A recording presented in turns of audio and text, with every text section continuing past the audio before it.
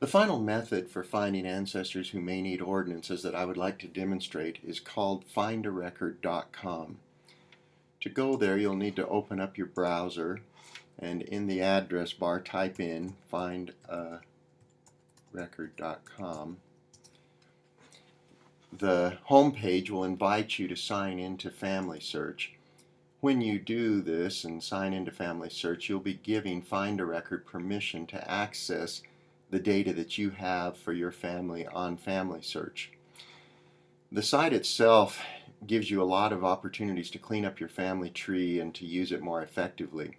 It begins with the ability to change the start person. You will always be the initial start person, but you could pick anybody that you want and put their Family Search ID number in here, and it could have them as the start person.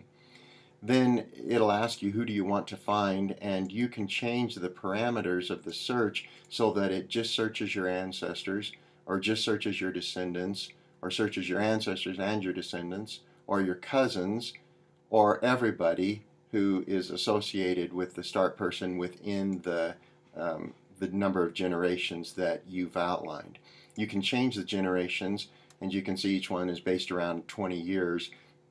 I think the standard setting is 4 generations, but if you change it to 6 generations, you'll increase the breadth of the number of people that will be found for whatever it is you're looking for. These are the different categories of help that FindaRecord offers for you.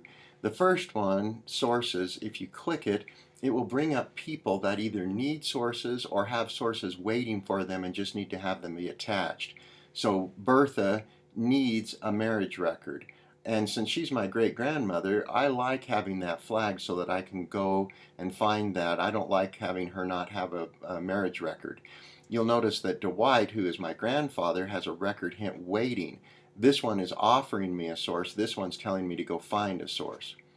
The person tab lets you find out information about individuals in your tree, and what it tells you is that Louisa is missing a death date, that Thomas is missing a death place. And so it just goes through and tells you where the gaps in the information in your family tree are.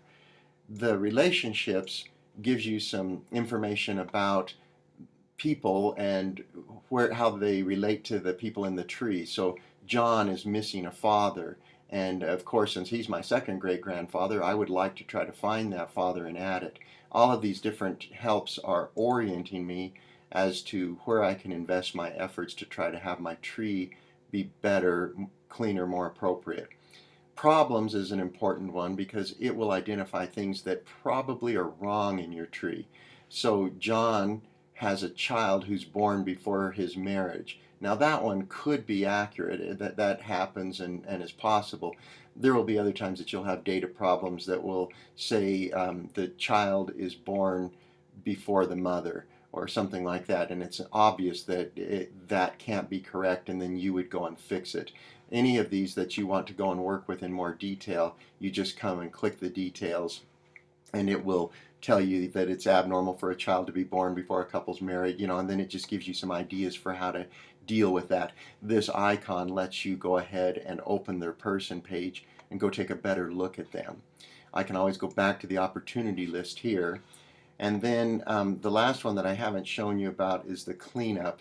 Cleanup is probably a little more ticky-tacky, a little less essential than some of these others, but it helps you to unclutter your tree. So for Clara Maud Halverstadt, I've got multiple marriage facts, and I could go in and take a look at the marriage information and probably delete 2 or 3 duplicate pieces of marriage information. The identical names, Alvin Arthur Kivett is identified with the same name more than once, and so I could go remove the duplicates and unclutter his person page on the family tree. The most important one, though, that we want to talk about is the Ordinance tab. I have been able to, without going back to somebody in the 1800s and turning my tree around and searching for their descendants, I just came onto this site, left myself as the start person, and it has found ancestors of mine, relatives, who need ordinances, or appear to anyway. So this is really easy. It's easier than any of the other methods in terms of finding people that likely need ordinances. All I need to do, if I click off everything else and leave the ordinances there, that's the only thing that will show up. And I then can say, okay, Floyd Ralph Ellsworth needs an ordinance. Let's go see what he needs. I come over here and it says that Floyd needs ordinances, and the ordinance is that he needs to be sealed to his spouse, Ma G. Engel. Now, this big old tab right here is not what we want to use. I would say avoid that at all costs, because if you clicked that now, what you would be saying is that I trust that this needs to happen, and I'm going to go straight to the reserving of ordinances. You'll notice the cautionary note they have here. FindaRecord is provided to help you with family history research. It is not a family search product. While it can help you find ancestors who need temple ordinances, it does not replace the research that verifies the accuracy of information and that makes sure the ordinances have not already been done. Please check the information you find for accuracy, attach relevant sources, and check for possible duplicates before you reserve ordinances.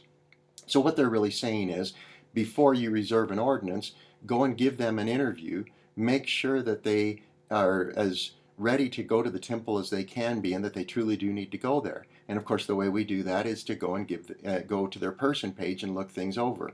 So to go to the person's person page, there's this icon that has the family search tree on it. When you click that, it'll go out to family search and open his person page for me, and I can just look it over and determine whether or not I really think that Floyd needs to have the ordinance done that we've been discussing.